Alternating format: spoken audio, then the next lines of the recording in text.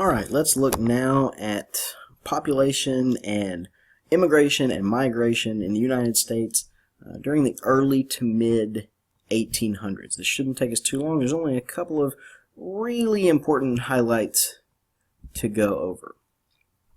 First thing we need to talk about is migration within the United States, the movement of people basically to the west. Okay? During the early 1800s, well, during all the 1800s, there's plenty of land out west, and people had the ability to go get it. And if you see right here in this little chart, what this map has done is for every census, it plotted, okay, north and south. Okay, so draw a line across the country. Where do 50% of the people live above the line? Where do 50% of the people live below the line? And then they do the same thing east and west. Where do 50% of the people live east of the line? Where do 50% of the people live west of the line? And wherever those two lines intersect, they say that is the center of population. So in 1790, way over here in Maryland, this was the center of population. So 50% of our country lived over on this side over here. 50% of the country lived up here in the middle of New England colonies. Okay. 10 years later, so many people have moved west. Look at that huge shift from 1800 to 1820 to 1840. These huge jumps. Okay. As all of a sudden 50% of the population lives now over here. So the population shifts west, and notice that that line pretty much goes west through the 1800s. It's not until you hit 1900 that all of a sudden people started moving south and have kept moving south. But whatever, so that cheap land out west draws people out there. Why were people moving west? Probably the biggest reason is economic opportunities. Whether you have failed at life or you're trying to start your economic life, you can move west, you can start over, you can start a new life, you can be a farmer. Okay? And so people are moving out there. Now at the same time people are moving west, there are also people that are moving to the cities, especially with the Industrial Revolution, which we talk about as part of the market revolution. Okay? You could find jobs in factories. Factories are going to pay you better than living out there on the farm. So at the same time, people are moving west. They're also moving to the cities. Now, throughout the 1800s, the majority of the United States population will be rural. More than 50% of the country will live in the countryside, not in the cities. That does not change until the census of 1920.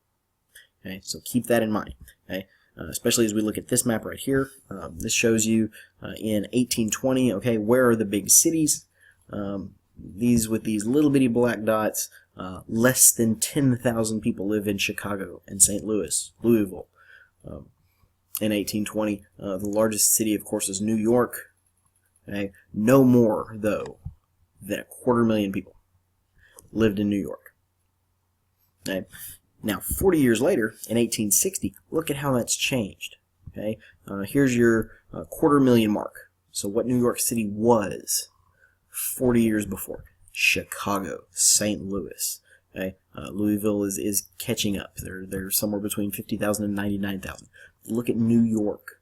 Look at New York. Okay, upwards of 1 million people. Philadelphia, almost 1 million people. Okay. And where it says New York, it didn't include. Look, it doesn't even include Brooklyn. Okay, in Brooklyn, there's somewhere between 250,000 and 500,000 people live there. So then add that to the population of New York City. Okay, just crazy growth in the cities. Now, when it comes to immigration, and that's where we're going to spend the rest of our time here. Okay? After the American Revolution, immigrants to the United States pretty much all fit the same bill. They were all what we refer to as WASPs. That stands for White Anglo-Saxon Protestants. Okay, their ethnic diversity. Well, there it is right there. They're all white. They're all pretty much Anglo-Saxon. Okay, Anglo-Saxons come from England. Okay, and they all tend to be Protestants. So Presbyterians, Baptists, Lutherans, okay, whatever. Protestant, remember, means not Catholic. Okay? And most of them come from Northern Europe and Western Europe. And we will talk about this later on at the beginning of the next semester. We'll talk more about immigration. Most of them speak English or speak enough English to get by. They may not be exactly from England, but they have some experience with the language. Okay? And since that's kind of who's coming over, they basically fit right in.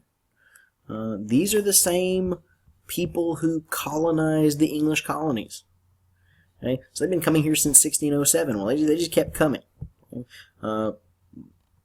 Roughly around 60,000 people per year. That was the average through the early part of the 1800s. Okay? As you get toward the middle of the 1800s, immigration does start to improve. Immigration does start to increase. But we're also going to see some demographic changes. Okay? Some changes in what those immigrants look like. Okay? And so here you see, in 1820, 1825, 1830, okay, basically, these lines, they're going up and down. They're not really changing, okay? For the most part, they don't change. This is how you're going to get the average of about 60,000 per year, okay? Those lines don't change. Then all of a sudden, you hit 1845, and you see these huge spikes, huge changes. And so, let's talk about that. The first group that we're going to talk about are the Germans. Okay. Between 1845 and 1855, there's just a huge number of Germans that all of a sudden start to show up. Around 1.5 million. So in a 10-year period here, all of a sudden, you go from averaging about 60,000 immigrants per year to just with the Germans averaging about 150,000 per year. Okay? Huge numbers and a huge change. The big reasons they are leaving Germany, well, there is no Germany yet. Germany was a collection of provinces that were they were all Germanic. They all spoke German. They all had a shared culture, but they were all basically run by essentially monarchs and dictators. And there were democratic revolutions that were taking place in those areas in Germany. Unfortunately for the participants, the revolutions failed. And so, if you had been involved in the revolution, you want to get out. Because the revolutions failed, the governments continue to oppress people that live there, whether they're religious minorities or ethnic minorities or whatever, and so again, you want out.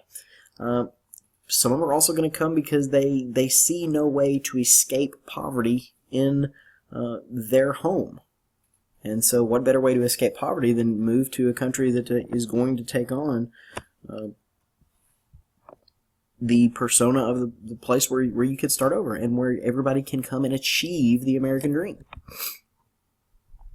Why'd they come here? Well, those are going to be pull factors, the things that draw them to the United States. One of the big things for the Germans was the idea of the rights and freedoms that were established and enshrined in law. Those are the things that they had fought their revolutions for, and since they didn't have them at home, they could get them here. Okay? But then also they felt that there was more economic opportunity for them in the United States. Okay? The cheap land in the West. If you're a farmer in Germany, you can move to the West and you can become a farmer there. Now, if you look at these guys right here, these are some of our German immigrants. I like looking at this guy right here, especially because if you'll notice, these guys look pretty white. Okay? The German immigrants, when they come here, the demographics are very, very similar. Okay, they are basically still white. Okay, the Angles and the Saxons, the original Anglo-Saxons that colonized Europe, that took over England, they were Germanic tribes that conquered England. These are Germanic people. They are ethnic cousins of the English. And so these guys fit in real easily in a crowd in the United States. Okay? They may speak nothing but German. But the Angles and the Saxons, who were German tribes, brought their language, which they called, at the time when they took over England, they called it Anglish, for the Angles, who moved to Angleland, England, English. And so English and German, if you can learn one, if English is your native language, the easiest language for you to learn to speak is German, and vice versa. So these guys fit in very, very quickly in the United States, which is good for them. Now, our other group we're going to talk about here are the Irish immigrants. Okay? Also between 1845 and 1855, huge numbers that move in. For them, the big push factor was this thing that happens in the 1840s in Ireland called the Irish potato famine. Ireland, they had based pretty much their entire food supply on the potato. By studies conducted in the early 1800s, said the average Irish person ate 10 pounds of potatoes per day. So they based their entire food supply on it, and that's fine until in the 1840s they get something called potato blight. It is basically a plague for the potato plants. Huge losses in the crops. Okay? About 2 million Irish people are going to move from Ireland and move to the United States. Another roughly 2 million are going to die from starvation. Okay? This was such a huge shock to the Irish population. The Irish population, the studies indicate, didn't fully recover, didn't get to its pre-famine levels until the year 2000. Okay? Now, their demographics are different from not only the Germans, but also from the original immigrants. Okay? They're not white Anglo-Saxons, they're Irish. Okay? They stand out in a crowd. They look different. They speak a different language. They speak something called Gaelic. Okay? They may know English, but they speak Gaelic. They have been conquered by the English. And so, yeah, they're supposed to learn English, but one of the ways you can fight back is maintaining your own language. Okay? The biggest thing, though, the biggest difference between them and the people in America is they are Catholic. And Catholics, historically in the United States, the idea of Catholics scares us. Because if you're going to be a good Catholic, you are going to listen and do what the priest tells you to do. The priest is going to do what the Pope tells him to do. So if you're going to be a good Catholic, ultimately the person that's in charge is the Pope. You do what he tells you. And that caused fear in the United States, because as we saw it politically, in other countries in Europe that had Catholic leaders, the Pope would tell the king or whoever what to do, and the king would do it, which meant the Pope was really in charge. Our fears of Catholicism were if too many Catholic people move over here, they will eventually make up a voting majority. They will then elect a Catholic government, and that good Catholic government will ask the Pope, what should we do? And then the Pope will be in charge of America. It sounds like an irrational fear. It is an irrational fear. But in the 1800s and into the 1900s, it is a fear that the Americans had. Another characteristic of the Irish is they tended to all be poor. Okay? They've been oppressed by the English. They're living in a country where their entire food supply has to be based on potatoes. Life can't be that good for them there. And so when they come over here, a lot of times they come with what they've got. They come with what they're wearing. Okay? And the Irish, and to a lesser extent, a much lesser extent, the Germans, are going to face more and more discrimination as they continue to move into the United States. Okay? The first Irish person in, he faces a little bit of discrimination. As more Irish people start showing up, the discrimination increases because, oh my goodness, here come more of them. That discrimination has a name. It is called Nativism. Nativism is where we get the root word It is a preference for native-born people. But nativism is simply a dislike, a discrimination, and attacks on immigrants, simply because they are not native-born. Okay? And so really the Irish face a lot of this because, they look different, they sound different, they are different. The Germans, yeah, when you show up and you're speaking German, that's weird, but you're going to learn English pretty quick. You're going to look like you fit in pretty quick. Okay? And so the Irish really bear the brunt of this. Okay? And they take a lot of blame. Okay? The Irish immigrants are blamed for increasing crime. Okay? Most of them are going to settle in the cities. Cities tend to have a higher crime rate. Therefore, it must be the Irish fault. They're going to be blamed for increasing the number of people in poverty, especially in the cities. Okay? Yes, most of them that come here are poor. You have all those people coming off the farm too. You think they're doing a lot better? Probably not. Okay? But still, the Irish get the blame for this.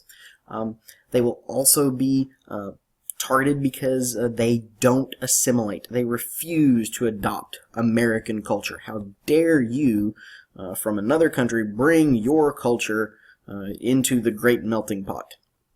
Okay? They still celebrate St. Patrick and all these other weird Irish things. Okay? The main reason for this nativism is that they're different.